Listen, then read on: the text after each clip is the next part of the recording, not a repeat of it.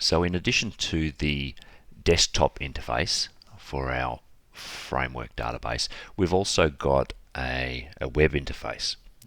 It uses FileMaker WebDirect technology to provide access to customer information via a web browser, and that could be a web browser running on a desktop environment, laptop, or even tablet or mobile. So for our demonstration here, I've got a company set up in the database.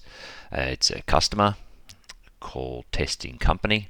We can see we've got generic information here in regards to address and contact details. We've got their logo, and we've got a linked contact for this company.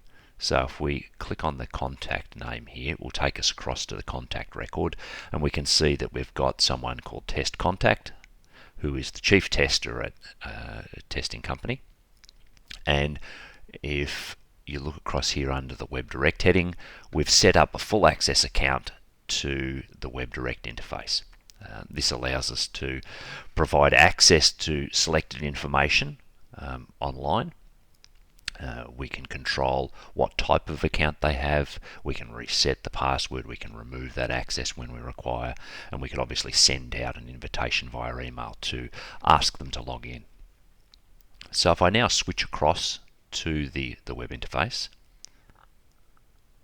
we'll see here logging in as Test Contact, so we can see their name at the top of the screen there. They've logged in and they're on the Insightful Systems client web portal. We have the branding there. We've used their logo, which we loaded into the database to give some ownership of this page as their own web portal. And we provide a summary of relevant information. So we're listing out the projects which we're running for them at the moment. We've got a history of invoices, and we've also got a history of quotes here.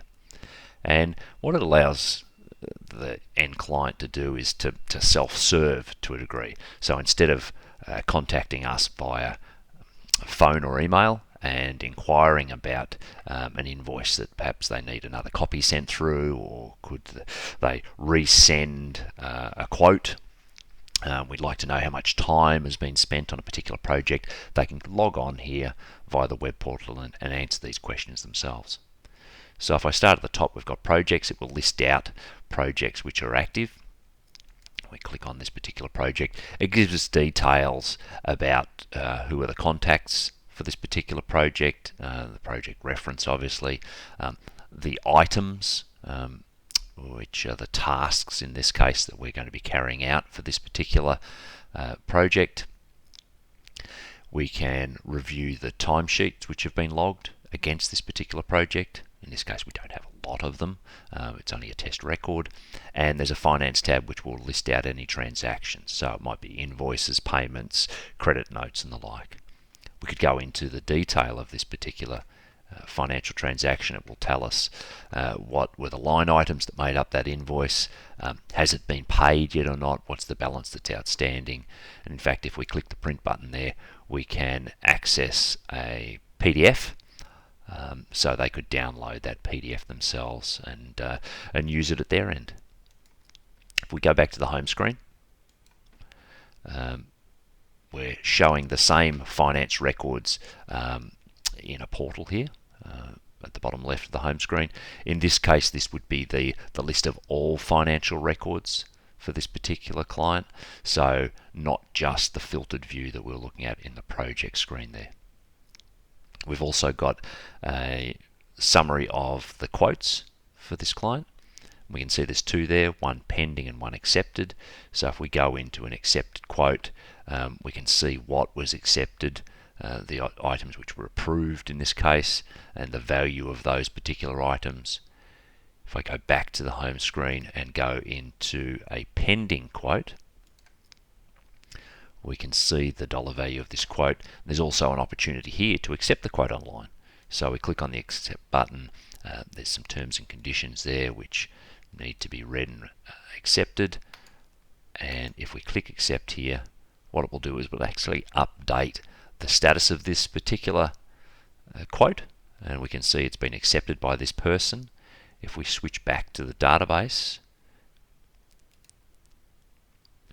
and have a look at the Quotes tab, we can see both quotes are now accepted.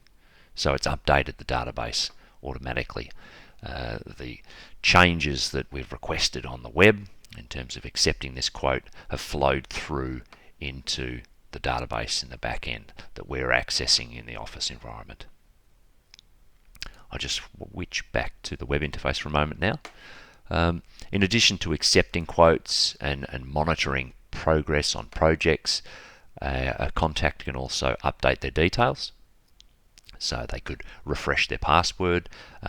In this case, they might have a new mobile number. So if we were to put in a revised number here and we say it's changing to 999, and we make that change, if I have a look in the FileMaker database, we go back to this contact here, we can see these changes are reflected straight away in the database. So we're seeing the changes in real time. If we get some further details and say, actually, there's one digit too many there, and we take that trailing 1 off that phone number and we swap back across to the web interface, that number has been changed directly on the web interface. So customers who are looking at this information via the web interface, whether it be accepting quotes or checking on timesheets which have been logged, invoices have been raised, they're able to see that information in real time as soon as it is published or updated in the Office environment by staff. If you're interested in our web portal build and deploying a web portal for your own FileMaker system, please get in touch with us. You can send an email to info@insightfulsystems.com.au, or perhaps visit our website for further information, www.insightfulsystems.com.au.